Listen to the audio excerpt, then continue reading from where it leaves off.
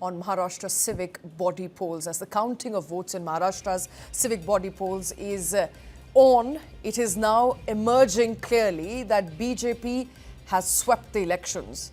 BJP is emerging as the clear big winner, with Mahayuti leading in at least 27 of the 29 civic bodies that went to polls. Congress has secured at least one win in Dharavi ward, which is Ward 183. In Mahim in Dadar, UBT is ahead, while in Parel and Lalbagh, the Shinde faction of Shiv Sena is leading.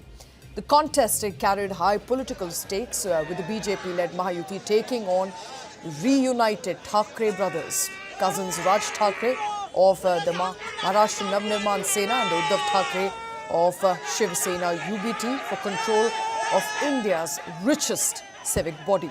Among the big disappointments in the loss is Captain Malik, brother of Nationalist Congress Party leader Nawab Malik. He was defeated from Kurla West seat in Mumbai civic elections. Yogita Gwali, daughter of gangster-turned-politician Arun Gwali, lost the BMC polls, marking an unsuccessful electoral debut. And as numbers emerge, it's a clear victory there for the BJP-led Mahayuti.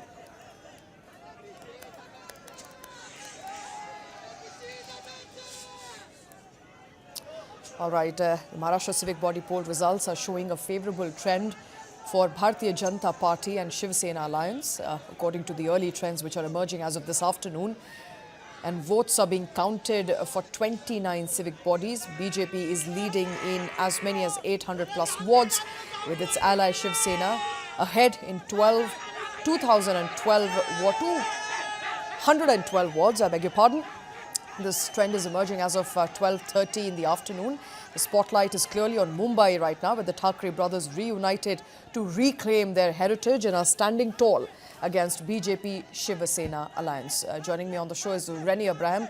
He's a senior journalist. Rennie, the tables have turned there as far as BMC is concerned. Early trends quite in favor of BJP and Mahayuti.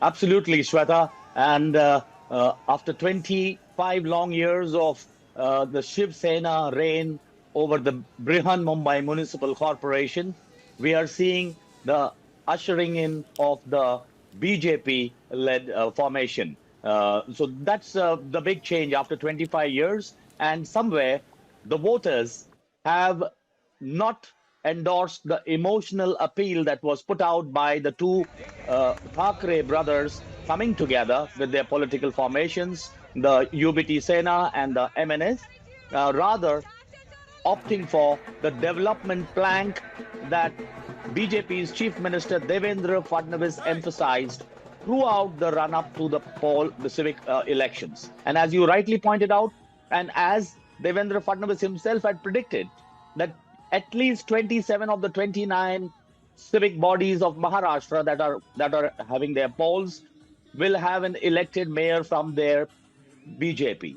So as far as development goes, Mumbai has very firmly said that they would like to continue on the track of progress and making Mumbai into a global city, as it should be, as it has always been known to be. So there you are, Shweta. It's a change of power equations. Only one thing is that somehow the Eknath Shinde faction of the Shiv Sena has not had a very great showing in Mumbai, wherever they were pitted against the UBT Sena, or led by Uddhav Thackeray. So that would be a point of concern for the Maharashtra government, particularly since Mumbai has been the bastion of the Shiv Sena party for years now. A lot of key questions emerging as a result of those early trends. And let's begin with voter priority, Rennie. Clearly at this point in time, from the way voters have overwhelmingly voted for the BJP, I mean, it's clear victory there as far as the difference in number is concerned. BJP at 119 right now, Congress limited to 13, UBT at 70. That people's choice is now increasingly towards a party that can also give them beyond the pride of being a Marathi Manush. They are looking at development as the poll plank. They're looking at some tangible changes on ground. And, you know, coming to think of all the civic issues that Mumbai has battled in the past many years, be it potholes, waterlogging, housing, infrastructure. So this overwhelming majority of vote in the favor of BJP and the anti-incumbency there is actually a reading into what voters in, Mumbai really want.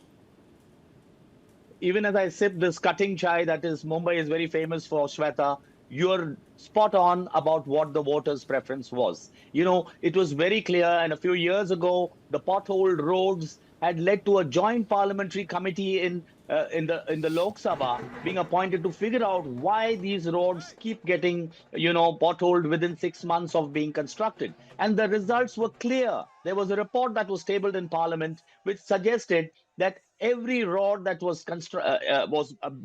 built needed to have 7 distinct layers, for it to be of a professional value. And the investigation turned up that in many instances, there were entire layers missing. Like, for example, one layer had to be totally metallic, which was found very often to be, non-existent. So there was this corruption that was totally Brihan Mumbai Municipal Corporation was infested by this game of corruption. And one thing the voters have noted is in recent last 2 years, first led by Shiv Sena Eknath Shinde as CM, and then with Devendra ji taking over the helm, they have gone in for a huge road activity in Mumbai city to make it all concretized. So that will eliminate this perpetual potholed situation once and for all. So people have understood this because they've been seeing it for years, how corruption was the bane of civic services that were not of the quality that a global city like Mumbai deserves. And it is, after all, taxpayers' money that was being kept on used for this kind of financing this corrupt affairs of the BMC. So that hopefully has come to an end, and Mumbai should be looking forward now to progress and growth and development. Right, Mumbai looking forward there to progress and growth and development after 25 long years. And as you rightly also pointed out, Rennie, it was also not just a victory for the BJP or Mahayuti in a way, it was also a showing into what people of Mumbai today want. And they want corrupt-free BMC, which is one of the richest municipal corporations anywhere in the world with a 74,400 crore rupee budget. It's a cash-rich civic body. There's just so much more that the civic body can do versus what it has done so far. But let's talk about political ramifications. It is also likely to have some sort of tremors within Mahayuti itself. You're right. In fact, the tremors had begun back in December itself, when the BJP Chief Minister Devendra Fadnavis very categorically decided that for these forthcoming civic elections, the BJP would be going on its own. The emphasis was on growing the BJP in Maharashtra. So much so that, the Eknath Shinde faction of the Shiv Sena was also pitted against the BJP in certain areas like Ambarnath and, Thane for that matter. So it was very clear that the fissures were out in the open, and it was each party or each man for himself. And because if you remember the Lok Sabha and the state assembly elections, the BJP had was mollycoddling and holding hands with alliance partners, both the Shiv Sena led by Eknath Shinde and the NCP led by Ajit Pawar. Now, one of the strangest things is, while we saw these fissures coming out, we also saw it playing out in the civic polls. For example, Pune and Pimpri Chinchwad. And mind you, Pimpri Chinchwad at one time had overtaken even Mumbai in terms of having a larger budget. So these are also very cash-rich civic bodies. And the result, again, like Mumbai, Pune, you will realize the people have comprehensively voted for the BJP. So, and that is where the Sharad Pawar-led NCP and NCP led by Ajit Pawar came together in a coalition against the BJP. Pune has always been known as the bastion Strangest of the alliances. Baramati family. I mean, strangest of alliances that you can't expect anywhere else in the country, with Thackeray brothers coming together, with both the NCP factions coming together. You know, as far as for the benefit of our viewers, as far as those who are tuning in right now, it's also important to point out that both BJP and Shiv Sena, Eknath Shinde-led Shiv Sena, were allied in 14 municipal corporations.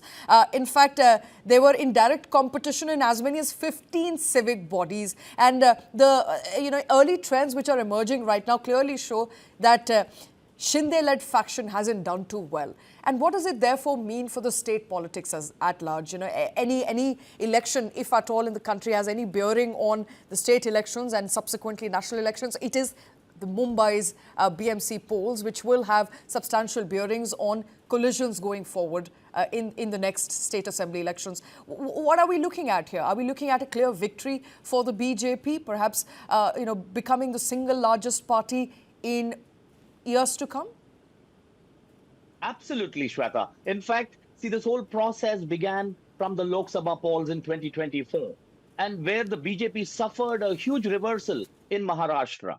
You must realize, the Prime Minister in Delhi, he also was weakened. From 2019, when they had 303 members in parliament, the BJP came down to 240.